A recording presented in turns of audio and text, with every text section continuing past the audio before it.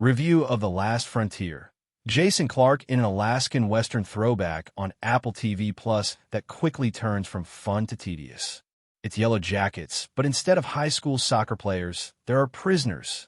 Given that it comes from the show's creator, it makes sense that NBC has been attempting and failing to produce this kind of high-concept, deeply serialized procedural ever since The Blacklist ended. The Last Frontier seems like a formula for fun in a television landscape that is utterly desperate for escape. The only issue is that The Last Frontier isn't very entertaining at all. Despite a pilot that hinted at dozens of ways it could be an exhilarating thrill ride, a defense against the deluge of self-important serial killer dramas that make your friendly neighborhood television critic think about taking Prozac. It is a slow and padded journey that wastes most of the entertainment value of its premise and leaves the majority of its overqualified cast in the dark. It spans 2 hours of story over 10 hours and is weighed down by over-telegraphed twists, meaningless military jargon, and unbearable domestic melodrama. After the 7th episode started with a grotesquely undeserved emotional kick in the groin, I almost quit watching The Last Frontier, but I'm glad I stayed for the 30-minute segment where the same clumsy car-flipping stunt, or computer-generated effect, is used repeatedly with diminishing results, just like everything else in this show. You see, The Last Frontier gets off to a good start. The show, which was created by John Bokenkamp and Richard Ovidio, opens with inmates aboard an airplane. Some of them are instantly identifiable, such as Clifton Collins Jr. and Johnny Knoxville, or the characters they play. With a hood over his head, one of them, the group's Cyrus the Virus, is led under tight guard to the back of the ship. The plane ascends and descends in equal measure. There are crashes and explosions, and since it's television, you hold effect to a lower standard if they're not very good. The Last Frontier's effects are mediocre by any measure, and eventually the series runs out of action sequences that aren't overpowered by those mediocre effects. Thus, I stopped being able to accomplish it by the middle. We soon encounter U.S. Marshal Frank Remnick, Jason Clarke, who is out on his morning run when he runs into a moose, suggesting that the crash landing is in Alaska. Will the series ever feature mooses again? Meese? Moose? Anything? No. Even though the episode was primarily filmed in Quebec and doesn't feel like Alaska at all, at least you know we're in Alaska. There won't be any more meese. In any case, Frank is about to retire, which is always a positive sign, and he has a wife named eventual abductee, Simone Kessel, and a teenage son named eventual abductee too, Tate Blum. He also has a secret, and the fact that the only mystery I was still interested in was the specifics of the secret was one of the reasons I watched the entire 7th episode. The U.S. Marshal has jurisdiction over the plane because it was used for prisoner transport, but the CIA is particularly interested in the disaster and the 18 inmates who survived, but are unaccounted for because of the man in the hood who isn't Cyrus the Virus. As if that's the best way to describe rock bottom, agency boss Bradford, Alfre Woodard, reluctantly calls in Sydney, Haley Bennett, an agent with daddy issues, and one of those drinking issues that TV shows like to expose by having characters show up drunk to a niece or nephew's birthday party. Sydney, no. Naming your spy with daddy concerns is not a smart idea. As long as Alias can still be streamed, Sydney has a relationship with the man in the neighborhood who goes by Havelock instead of Cyrus the Virus. After teaching her how to control Frank, whom everyone believes to be a jerk, Bradford sends her to Alaska. He isn't. According to my calculations, there are 2 possible outcomes for the Last Frontier's plot. Since Liam Neeson's specialty at this point in his career is kicking ass in the snow, it might be a 2-hour film with him as Frank. Or, like the plots of The Hunting Party and The Blacklist and a dozen NBC dramas in between, it might be a broadcast-style series where Frank and Sydney collaborate to apprehend a new orange-clad killer in each episode.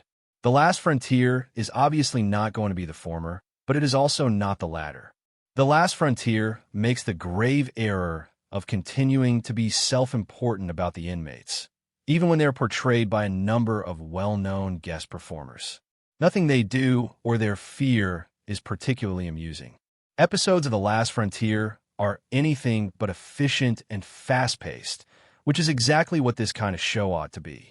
because the pilot had a lot of information to get through and builds to a climactic revelation that every audience member will have expected, but is nonetheless presented as mind-blowing. I was okay with it being 60 minutes long. Every single member of the audience. I assume that only 85% of viewers will be able to predict the twist at the end of the 7th episode. Since nothing is gained from the extra time, subsequent episodes should be a broadcast-friendly 40 minutes, but they are nonetheless nearly always between 55 and an hour long. The material involving Frank's wife and son, who were both kidnapped at various times and by various individuals, is lethal. The flashbacks that reveal Sydney's relationship to Havelock, the only member of the core cast I haven't yet mentioned, are lethal. By the second part of the season, the writers begin to make fun of how effortlessly and blandly the various fugitive prisoners are being apprehended, despite the fact that each procedural scenario involving them is lethal. The show's serialized backstory, a Russian nesting doll of MacGuffins with titles like Archive 6, The Atwater Protocol, and Xenogate, is regrettably the most lethal. Other than making me nod and think, well, that sounds bad, none of it makes any sense whatsoever.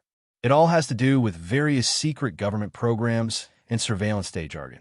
I'm not kidding when I say that I have no idea where the Havelock persona came from or why he did it. No iota. Furthermore, the actor portraying the role, again, the only member of the primary cast I haven't revealed because I don't want to give away a plot point that won't surprise you, is completely incapable of playing Havelock. Aggressive storyline pruning and the addition of set pieces that are truly compelling could address a lot of the bland aspects of The Last Frontier. In a scene where a car is suspended over a chasm, everything appears so phony that when a character falls what seems to be hundreds of feet into the chasm and then appears alive and in perfect health in the following scene, there is no explanation. I didn't even try to decipher the reasoning behind it other than the fact that a CGI fall can't kill a CGI person. Characters get to ride horses in one scene, which is a clever idea that doesn't work out. The same is true of the one dog sledding scenario. Clarke's and Bennett's performances range from mumbly and glum to generally glum, Knoxville's wasted, and Collins not quite wasted but purposeless. Although she accomplishes certain things in the finale, Woodard may have her most underwritten role to date in a career where she has all too frequently been required to infuse easy authority into otherwise lackluster roles. Dallas Goldtooth, an indigenous writer-producer best known as William Knifeman from Reservation Dogs, is terribly underutilized, which is the most frustrating aspect. Since The Last Frontier lacks any understanding of the white or native communities in Alaska, the one featured village is treated like an anonymous infirmary.